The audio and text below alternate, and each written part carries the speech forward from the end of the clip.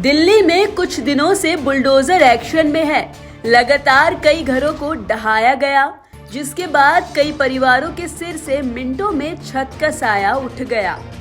बीते कल संगम विहार और आया नगर में भी अतिक्रमण हटाओ अभियान के तहत घरों पर बुलडोजर चले।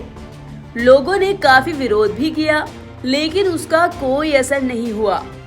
दक्षिण दिल्ली के संगम विहार में जिन लोगों के घरों पर बुलडोजर चला, उनका कहना है कि उन्हें मंगलवार रात नोटिस मिला था और अगले दिन सुबह सुबह बुलडोजर आ गया। आया नगर संगम विहार में चला बुलडोजर। आपको बता दें कि आया नगर में वन विभाग की जमीन पर काफी संख्या में बने मकानों को बुलडोजर ने जमींदोज कर दिया। आया नगर में रहने वाले लोग प्रशासन के आगे गुहार लगाते रहे, लेकिन उनकी एक न सुनी और खून पसीने की गाढ़ी कमाई से बनाए गए आशियानों पर बुलडोजर चला दिया। ये मकान सरकारी जमीन पर बने थे, लेकिन कई लोगों का कहना था कि उन्होंने यहाँ बना बनाया घर खरीदा था या बकायदा डीलरों से प्लॉट खरीदकर मकान बनवाया था।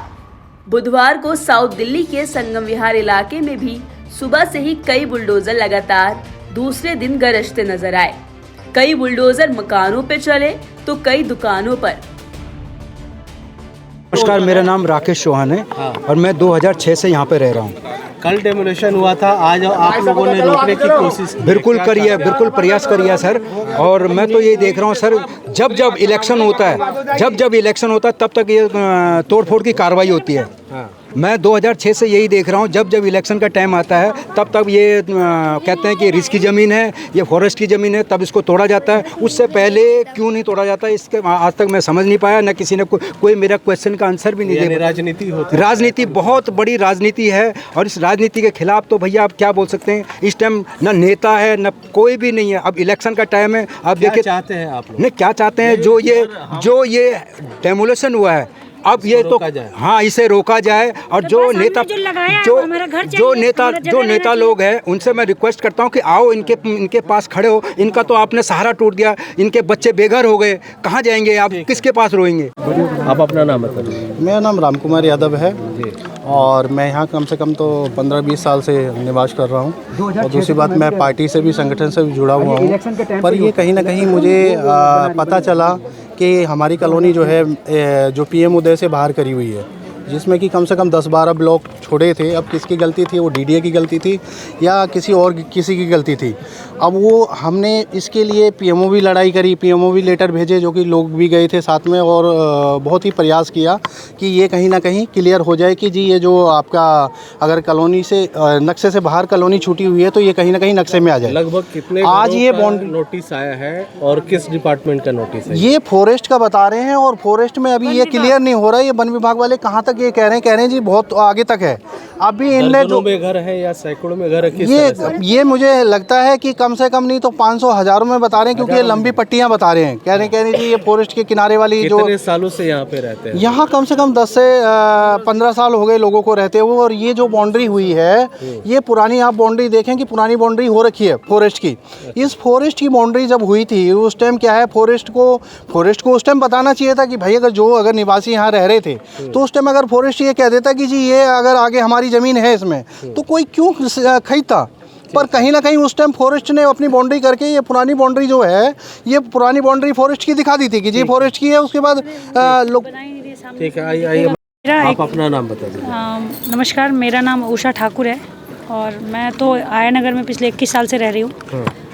इस एरिया में जो है मैं देख रही हूँ कि लगभग 10-15 साल से लोग रह रहे हैं। मेरा एक ही बात कहना है, ये जो घर टूटा है, जिन लोगों ने लिया उसको कोई ना कोई तो बेचा है।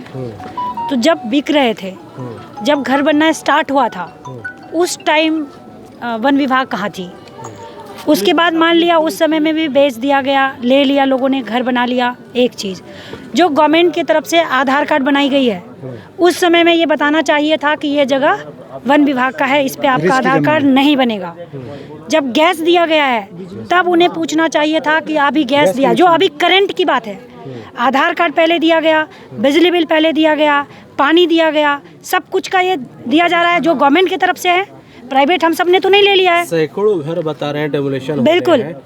टूटने के बाद क्या सहारा रहेगा लोगों टूटने के बाद अभी तक कोई किसी की तरफ से कोई सहारा नहीं है। अगर आप यहाँ से वहाँ तक ढूंढिए तो आया नगर में हम लोग 21 साल से लगभग 21 साल से हम वोट दे रहे हैं, सभी लोग वोट दे रहे हैं। नेता वोट के टाइम पे आए थे, डेमोलिशन के दौरान कोई आया था? कोई नहीं आया। नहीं, मुझे तो अभी तक कोई नहीं दिखे। मुझे यहाँ के पार्षद साहब दिखे थे, उसके बाद और कोई नहीं दिखे हैं। कि यहाँ पे हाँ रात में अम्बावता जी दिखे थे, उन्होंने बोला था सुबह का, लेकिन मैं सुबह से हूँ, उसके बाद मुझे कोई नेता नहीं दिखे, कोई नहीं दिखे। सारे पब्लिक जो लोग का घर टूटा है वो लोग रो रहे हैं, मर रहे हैं, कल से भूखे प्यासे अपने घर में बच्चों को लेकर के।